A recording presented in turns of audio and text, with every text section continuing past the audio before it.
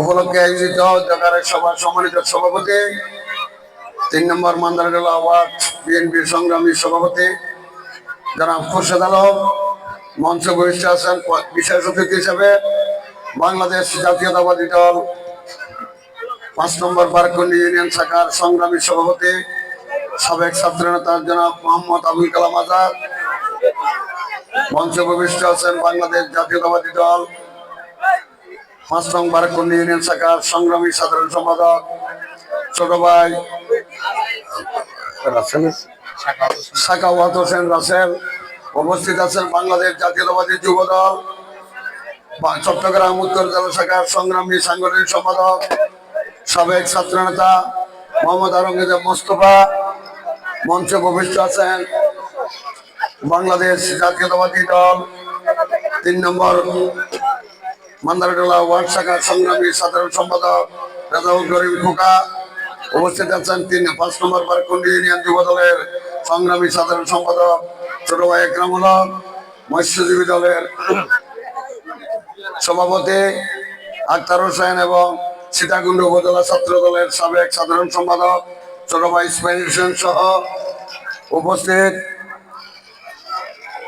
উপস্থিত বাংলাদেশ জাতীয়তাবাদী দল, যুব দল, ছাত্র দল, স্বেচ্ছাসেবক দল সহ অন্যান্য সংগঠনের নেতৃবৃন্দ এবং উপস্থিত আমার প্রিয় মাতৃভূমি 5 নম্বর বারকুন্ডি ইউনিয়ন শাখার আওতাধীন 3 নম্বর ঐতিহ্যবাহী যে গ্রামে মাওলানা ফয়জুল হক জন্ম না হলে আমাদের সীতাকুণ্ড তথা নিজামপুর পরগনায় কোনো মুসলমান শিক্ষিত হতে পারত না।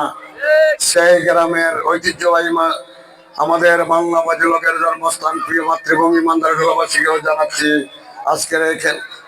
আজকের অতিথিদের পক্ষ থেকে কৃতজ্ঞতার শুভেচ্ছা অভিনন্দন। আমরা এমন এক গ্রামে আজকে মিনিবার ফুটবল টুর্নামেন্ট দিয়েছি। এই গ্রামের থেকে একদিন সফল এক শিক্ষিত লোক জন্মগ্রহণ করেছিল, যিনি আজও মানুষের হৃদয়ে যিনি সিনিয়রদের হৃদয়ে বেঁচে আছেন। আজকে জুনিয়রদেরকে বলবো মাওলানা ফয়জুল হক না হলে সীতাকুণ্ডে তথা নিজামপুর পরগনায় কোনো শিক্ষিতের জন্ম হতো না। আজকে সেই মাওলানা ফয়জুল হক এই গ্রামে জন্মগ্রহণ করেছিলেন।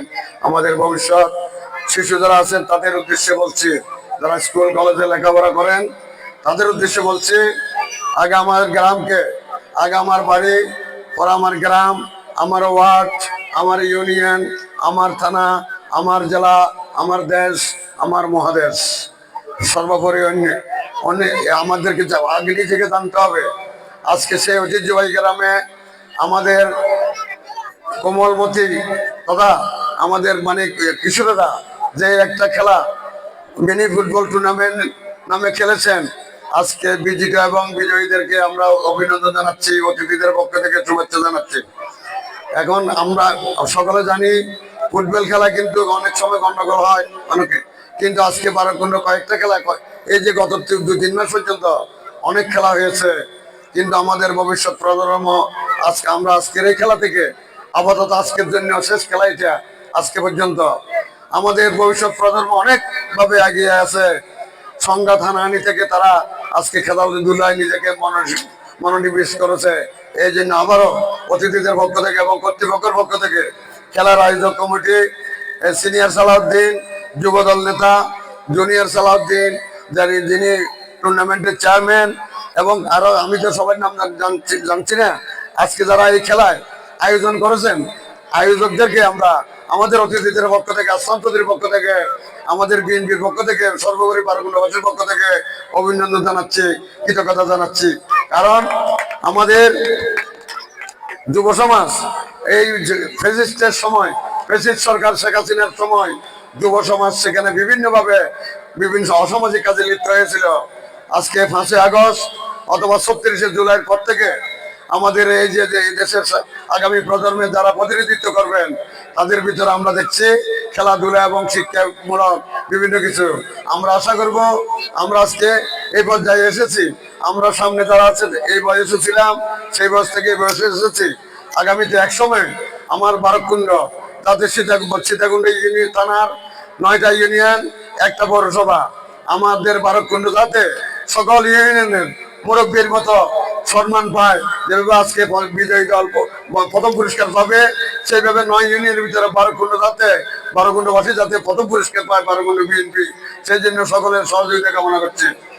আর আমাদের আজকে যারা বিজয়ী হয়েছেন তাদেরকে অভিনন্দন, যারা বিজয়ী হয়ে গেছেন তাদেরকে অভিনন্দন। কারণ কি, উভয়ে চেষ্টা করেছেন, উভয়ে কারো থেকে কেউ কম খেলেন নাই। কিন্তু এটা যে কোনো এক পক্ষকে অবশ্য প্রথম হইতে হবে, এক পক্ষ দ্বিতীয় হবে, এটা স্বাভাবিক। সেই হিসাবে আপনাদের নিপুণতার মাধ্যমে যারা বিজয়ী হয়েছেন তাদেরকে আবার অতিথিদের পক্ষ থেকে অভিনন্দন জানাচ্ছি, শুভেচ্ছা জানাচ্ছি।